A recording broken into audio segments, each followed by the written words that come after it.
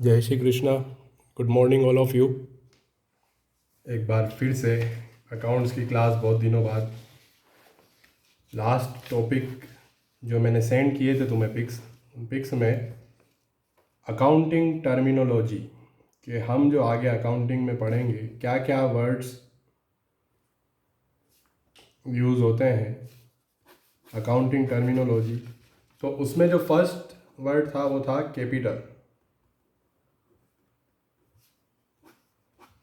Capital Hindi में इसे कहते हैं पूंजी। बिजनेस स्टार्ट करने के लिए कोई पर्सन जब सोचता है कि बिजनेस स्टार्ट करना है तो बिजनेस स्टार्ट करने के लिए सबसे पहले जिस चीज़ की ज़रूरत होती है, जो हमें चाहिए, वो होता है कैपिटल। जो अमाउंट, तो यहाँ पर ध्यान रखना दो चीज़ होती, cash and any other items. Cash या कोई भी दूसरा आइटम जो बिज़नेस स्टार्ट करने के लिए हम बिज़नेस में इन्वेस्ट करते हैं वो कहलाता है कैपिटल। फर्स्ट वर्ड, क्योंकि किसी भी बिज़नेस की स्टार्टिंग, कोई भी बिज़नेस स्टार्ट होता है तो स्टार्ट करने से पहले ही वो पर्सन कैपिटल के लिए सोचता है कि मुझे ये बिज़नेस करना है तो कितने रुपए की मुझे ज़रूरत होगी। तो वो जो पैसा इन्वेस्ट किसी बिज़नेस में किया जाता है, capital, the amount and any other items और any assets invested in business to start the business is known as capital. Business, तो वहाँ पर तुम्हें जो पिक सेंड किए हैं उनमें डिटेल लिखी हुई है। तो कैपिटल वर्ड हमेशा फर्स्ट, जो टर्मिनोलॉजी हम पढ़ रहे हैं अकाउंटिंग में, फर्स्ट वर्ड जो आएगा हमारा वो है कैपिटल वर्ड, क्योंकि बिजनेस स्टार्ट ही होता है जब कैपिटल उसमें इन्वेस्ट की जाती। तुम्हारी जो बुक है उसमें फर्स्ट वर्ड परचेज दिया हुआ है। परचेज, और ये हम आगे लेंगे क्योंकि परचेज जो कहते हैं खरीदना, तो वो बाद में होते हैं। पहले कैपिटल बिजनेस में इन्वेस्ट की जाती है, बिजनेस उसके बाद स्टार्ट होता है। तो first word capital is the amount और any other assets which is invested in the business to start the business is known as capital. Owner जो है, मान लो मिस्टर एक्स, उसने कोई शॉप लगाई, शॉप का नाम है मान लो श्रीजी ट्रेडर्स।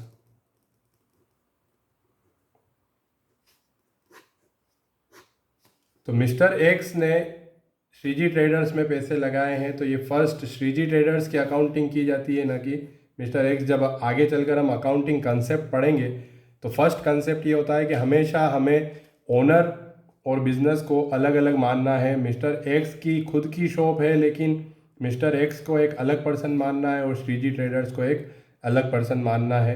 तो जब मिस्टर एक्स ने इसमें कैपिटल इन्वेस्ट करी, एज्यूम करते हैं 5 लाख रुपए इसने इसमें लगाए, तो श्रीजी ट्रेडर्स जो शॉप है वो ये मानती है कि मैंने मिस्टर एक्स से 5 लाख रुपए लिए हैं। तो कैपिटल इन्वेस्टेड बाय अमाउंट और any other assets invested by the owner in the business to start the business is known as capital. ये हमारा फर्स्ट वर्ड होगा कैपिटल। सेकंड जो वर्ड इसने समझाया है वो है एसेट्स।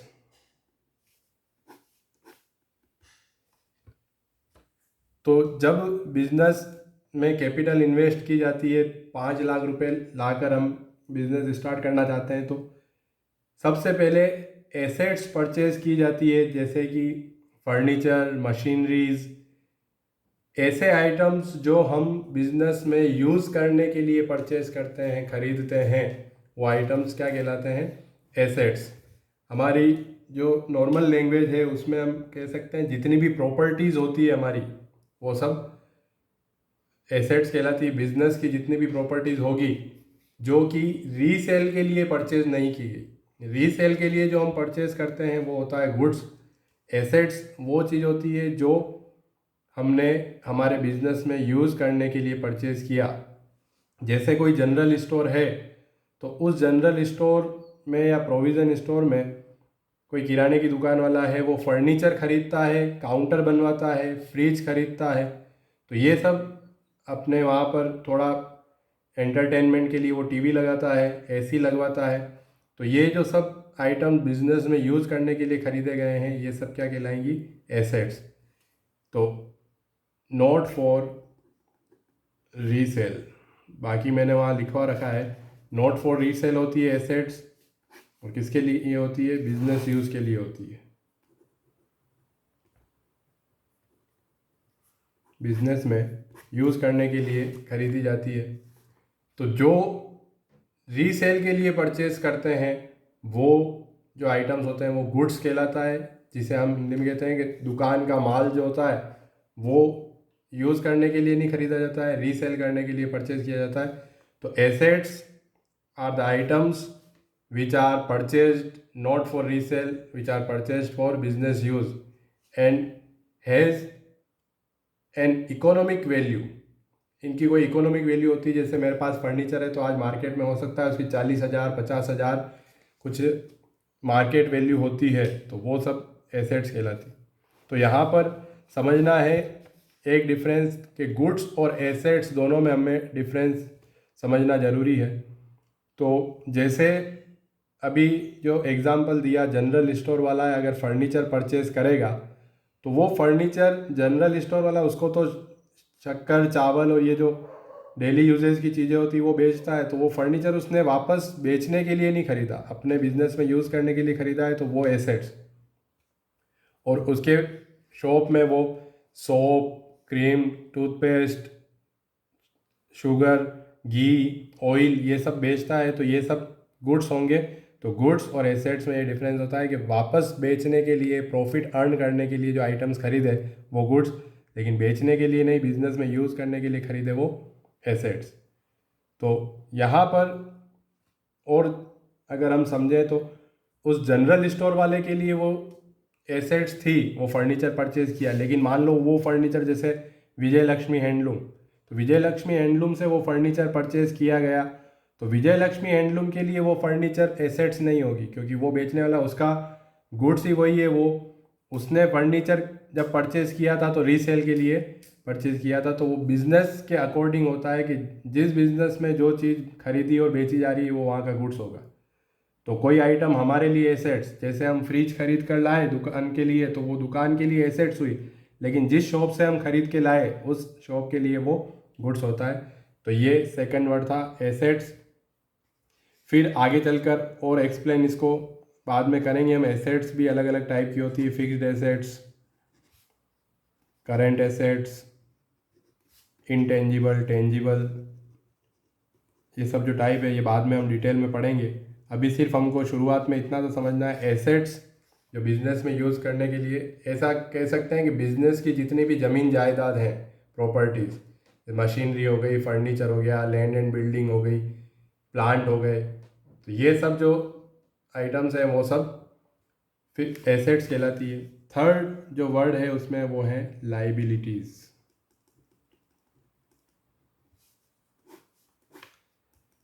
एसेट्स को हिंदी में संपत्ति कहते हैं, कुछ वर्ड हिंदी के भी याद होने चाहिए, कैपिटल को पूंजी, और लाइबिलिटीज़ जो होती है उन्हें दायित्व कहा जाता है। तो लाइबिलिटीज़ का मतलब होता है कि ऐसे पेमेंट जो बिजनेस को फ्यूचर में आउटसाइडर्स को करने हैं, वो सब लाइबिलिटीज़ होती है। हम कहते हैं हमारी कोई जिम्मेदारी बनती है, कुछ दायित्व बनता है, तो वो लाइबिलिटीज़। जैसे हमने किसी पर्सन से क्रेडिट पर गुड्स परचेज किया, उधार माल खरीदा, तो वो हमारी एक लाइबिलिटी हो गई, उस पर्सन को पैसे देने हैं। बैंक से हमने लोन ले रखा है तो वो एक लाइबिलिटी होगी कि बैंक को हमें पैसे देने हैं। तो यहाँ पर ये चीज़ समझने जैसी होती है कि कैपिटल जो बिजनेस में इन्वेस्ट की गई, तो वो कैपिटल इन्वेस्ट करी थी मिस्टर एक्स जो ओनर है उसने, और जो सेपरेट एंटिटी कंसेप्ट आगे पढ़ेंगे हम, उसके अकॉर्डिंग मिस्टर एक्स को अलग मानना है और श्रीजी ट्रेडर्स को अलग मानना है। दुकान और दुकान के मालिक को हमेशा हमको अलग मानना है। अकाउंटिंग जब की जाती है तो दुकान की होती है, न कि मालिक की। इसलिए जो 5 लाख रुपए कैपिटल इन्वेस्ट की जाती है बिजनेस में, तो वो कैपिटल भी बिजनेस के लिए लाइबिलिटी है, क्योंकि वो यूँ मानता है, वो बिजनेस ये मानता है कि मुझे मिस्टर एक्स जो ओनर है उसे 5 लाख रुपए कभी ना कभी वापस देने हैं। तो कैपिटल जो वर्ड हमने फर्स्ट लिखा, ये भी लाइबिलिटी होती है, और सबसे पहली लाइबिलिटी होती है बिजनेस की, क्योंकि वहीं से बिजनेस स्टार्ट हुआ है। तो इंटरनल लाइबिलिटीज़ भी होती है, जो ओनर को पैसे देने हैं वो सब इंटरनल लाइबिलिटीज़, और जो बाहर के लोग बाग मांगते हैं जैसे बैंक है, कोई हमारे यहाँ पर्सन काम कर रहा है उसको सैलरी देनी थी, हमने अभी तक नहीं दी, तो ऐसे पेमेंट्स जो हमको नियर फ्यूचर में करने हैं आउटसाइडर्स को, वो सब कहलाती है लाइबिलिटीज़। उसमें भी शॉर्ट टर्म लॉन्ग टर्म होती है। जो पैसा हमको कुछ दिनों में वापस देना है 1 साल के अंदर अंदर, वो शॉर्ट टर्म लाइबिलिटीज़। और कोई पैसा जो 1 साल के बाद, जैसे बैंक से लोन लिया 5 साल के लिए, तो वो पैसा जो हम देंगे वो 5 साल बाद देंगे, तो वो लॉन्ग टर्म लाइबिलिटीज़ होती है। तो फर्स्ट कैपिटल, फिर एसेट्स, फिर लाइबिलिटीज़। वीडियो को बार बार हमें देखना है ताकि कोई चीज़ समझ में नहीं आए तो रिवाइज हो जाएगी वो। फोर्थ जो वर्ड है वो है परचेज। तो परचेज मतलब टू बाय, खरीदना। खरीदने को हम जब वर्ड यूज़ करेंगे तो वो वर्ड यूज़ होगा परचेज। पर यहाँ पर वापस ये बात ध्यान रखना ज़रूरी है कि टू बाय तो खरीदना क्या, गुड्स। जब बिजनेस में गुड्स खरीदा जाएगा तब ही परचेज वर्ड यूज़ होगा। जब हम आगे जाकर जर्नल एंट्रीज करेंगे तो गुड्स जब परचेज किया जाता है, तो जो जनरल स्टोर की हम बात कर रहे थे, कोई किराने की दुकान वाला है, तो वो जब टूथपेस्ट, सोप, ऑयल, घी और ये सब खरीदता है तो उस समय जो वर्ड यूज़ होता है, क्योंकि वो गुड्स जो रीसेल के लिए खरीद रहे हैं प्रॉफिट अर्न करने के लिए, उस समय परचेज वर्ड यूज़ होगा। और जब हम एसेट्स परचेज करेंगे, जैसे हमने कभी कोई मशीनरी परचेज करी, कोई फर्नीचर परचेज किया, तो उस समय परचेज वर्ड जर्नल एंट्री में यूज़ नहीं करेंगे, उस समय उस एसेट्स का ही नाम आता है। तो परचेज वर्ड जब भी यूज़ होगा तो purchase word purchase of goods या बाइंग ऑफ गुड्स के लिए ही यूज़ होगा। तो वो भी फिर आगे जाकर 2 टाइप की परचेज होती है। कैश परचेज भी कर सकते हैं हम, और मान लो कोई सप्लाई करने वाला हमारी पहचान का होता है तो क्रेडिट परचेज, उधार पर भी खरीद सकते हैं जिसका पैसा बाद में हम देंगे। तो परचेज वर्ड मतलब खरीदना, और खरीदना भी क्या, गुड्स खरीदना, माल खरीदना, वो ही परचेज वर्ड यूज़ होगा। एसेट्स परचेज करना, उसके लिए परचेज वर्ड यूज़ नहीं होगा। फिफ्थ जो वर्ड है वो है सेल्स। तो इसी तरीके से जैसे परचेज का मतलब टू बाय, तो यहाँ होगा टू सेल, बेचना। लेकिन बेचना भी क्या, तो गुड्स। जब बिजनेस में गुड्स की सेल की जाएगी तभी सेल्स वर्ड यूज़ होगा। सेम जैसे परचेज में गुड्स परचेज करते हैं तो ही परचेज वर्ड यूज़ होता है, एसेट्स परचेज करने पर नहीं होगा। एसेट्स जब खरीदते हैं तो फर्नीचर खरीदा तो फर्नीचर का ही नाम आएगा। परचेज का हम नाम लिखते हैं तो उसका सीधा मतलब होता है कि हमने कोई एसेट्स नहीं खरीदी है, हमने गुड्स ही परचेज किया है। और सेल जब लिखते हैं इसका मतलब गुड्स ही सेल किया है। जब फर्नीचर खरीदा या मशीन खरीदी तो मशीनरी और फर्नीचर वर्ड लिखा जाता है, परचेज और सेल वर्ड यूज़ नहीं होता है। फिर आगे जो उसके 2 थे वो परचेज रिटर्न और सेल्स रिटर्न। तो जब हमने किसी पर्सन से, सप्लायर से गुड्स परचेज किया था, तो हमने जो ऑर्डर उसे दिया था तो हो सकता है उस क्वालिटी का गुड्स उसने नहीं भेजा हो, या क्वांटिटी में ज़्यादा भेज दिया हो, या रास्ते में कहीं टूट फूट हो गई हो। तो हमने जो, जब भी हम परचेज किया हुआ गुड्स वापस किसी भी कारण से रिटर्न करते हैं तो वो वर्ड कहलाएगा परचेज रिटर्न। तो हमारी जो टोटल परचेज होती है उसमें से परचेज रिटर्न को लेस कर दिया जाता है। और सेल्स रिटर्न के, हमने किसी कस्टमर को गुड्स बेचा और किसी कारण से वो अगर हमें वापस रिटर्न कर दे, वापस हमारा बेचा हुआ गुड्स हमें भेज दे, तो वो सेल्स रिटर्न होगी। तो ये सेल्स को कम करती है, सेल्स में से लेस होती है। कि आपने अगर 2 लाख रुपए का गुड सेल किया था, उसमें से आपके 20,000 का गुड्स कस्टमर ने वापस रिटर्न कर दिया, तो आपकी सेल्स 2 लाख नहीं 1,80,000 रुपये ही होगी।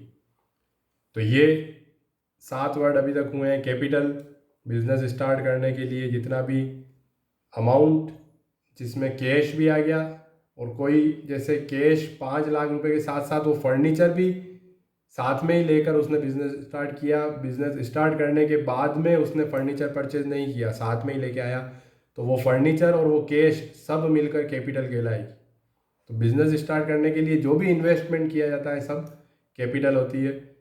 और ओनर और बिज़नेस को हमेशा हमें अलग मानना है, इसलिए कैपिटल जो इंट्रोड्यूस की गई ओनर के द्वारा तो वो बिज़नेस के लिए लाइबिलिटी होगी। बिज़नेस ये मानता है कि आज नहीं तो आज से 50 साल, 60 साल, 40 साल, 30 साल बाद भी जब भी बिजनेस बंद होगा तो ये पैसा मुझे वापस ओनर को रिटर्न करना है। Second word assets. तो एसेट्स वो आइटम्स जो हम रीसेल करने के लिए नहीं जबकि हमारे बिजनेस में यूज़ करने के लिए परचेज करते हैं तो वो एसेट्स होती है। प्रॉपर्टीज़ कह सकते हैं, हमारे बिजनेस की जितनी भी प्रॉपर्टीज़, ज़मीन जायदाद हैं या ऐसी कोई भी आइटम है जिसे हम यूज़ कर रहे हैं और आज अगर मार्केट में उसको बेचने जाएं तो उससे कुछ ना कुछ हमको इकोनॉमिक वैल्यू मिलेगी, तो वो कहलाती है एसेट्स। फिर जो नेक्स्ट वर्ड था वो liabilities. Liabilities are the payment जो कि नियर फ्यूचर में हमें आउटसाइडर्स को करने हैं पेमेंट्स, कि जिनकी सर्विसेज हमने रिसीव कर ली, जिन्होंने हमें सर्विसेज प्रोवाइड कर दी लेकिन हमने अभी तक उनको पेमेंट नहीं किया, तो वो हमारी लाइबिलिटीज़ हो जाती है कि हमें इन पर्सनस को आने वाले कुछ दिनों में, कुछ समय बाद इनको पेमेंट करना है, तो वो लाइबिलिटीज़ वर्ड। परचेज। परचेज मतलब खरीदना, लेकिन जो बिज़नेस का गुड्स है जब वो खरीदा जाता है तभी परचेज वर्ड यूज़ होगा। कोई एसेट्स खरीदी जाती है तो परचेज वर्ड का यूज़ नहीं किया जाएगा। उसके बाद सेल्स। तो उसी तरीके से जब बिज़नेस में कोई गुड्स का सेल की जाएगी तभी सेल्स वर्ड यूज़ होगा।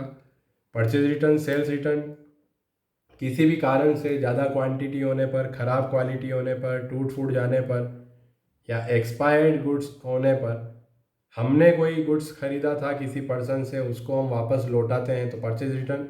और हमने किसी कस्टमर को गुड्स बेचा था और वो बेचा हुआ गुड्स जब वो कस्टमर हमें वापस करता है किसी भी कारण से तो वो सेल्स रिटर्न होती है।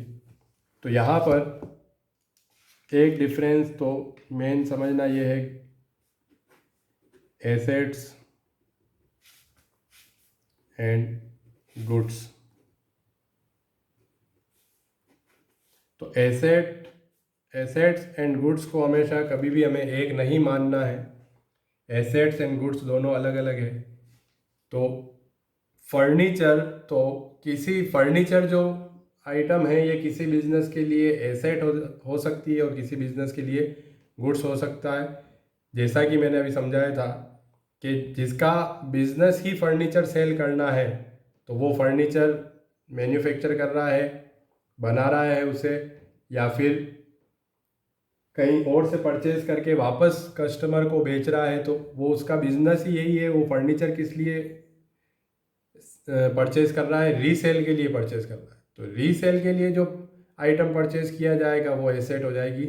तो वही जो फर्नीचर है वो एक दुकानदार के लिए तो गुड्स हो गया, क्योंकि उसका जो दुकान का माल है या जिस चीज़ में का वो ट्रेड करता है वही फर्नीचर है, फर्नीचर ही खरीदता है, फर्नीचर को ही बेचता है प्रॉफिट कमाने के लिए, तो उसके लिए गुड्स। लेकिन वही फर्नीचर जब जनरल स्टोर वाले ने या किसी कोचिंग वाले ने अपने यूज़ के लिए ख़रीदा तो वो उस जनरल स्टोर वाले के लिए गुड्स नहीं होकर और एसेट्स हो जाएगी, क्योंकि वो उसके मोर देन 1 ईयर जब तक वो बिज़नेस चलता रहेगा, वो ख़राब नहीं हो जाता है, टूट फूट नहीं जाता है, तब तक वो बिज़नेस में यूज़ किया जाएगा। तो ये एसेट्स और गुड्स, इसमें हमें डिफरेंस समझना है। एक बार में समझ में नहीं आवे ये वर्ड तो बार बार हमें इसको रिपीट कर करके वीडियो को देखना है। टोटल 12 या 13 वर्ड्स जो मैंने सेंड किए थे वो लिखवा रखे हैं, धीरे धीरे हम सब समझेंगे। पर उसके लिए बहुत सारे वर्ड्स जैसे जैसे हम आगे पढ़ते जाएंगे, जर्नल एंट्रीज और नए नए वर्ड आएंगे तो साथ साथ में हम बाद में लिखते जाएंगे। पर शुरुआत में हमें जो सबसे ज़्यादा वर्ड्स यूज़ आते हैं तो वो सब वर्ड्स मैंने तुम्हें भेजे हैं। यहाँ पर मैंने एक्सप्लेन किया और क्या उनका मीनिंग है, क्या उनको कहते हैं, तो वो उसमें जो पिक्स सेंड किए उसमें लिखा हुआ है, तो एक्सप्लेन मैंने यहाँ कर दिया। इसके आगे के जो वर्ड्स हैं वो कल की वीडियो में समझेंगे। और इनसे रिलेटेड कुछ भी क्वेरीज हो तो वो तुम मुझसे व्हाट्सअप नंबर पर पूछ सकते हो। आज के लिए इतना काफ़ी है, बाकी के वर्ड्स हम कल एक्सप्लेन करेंगे। जय श्री कृष्ण।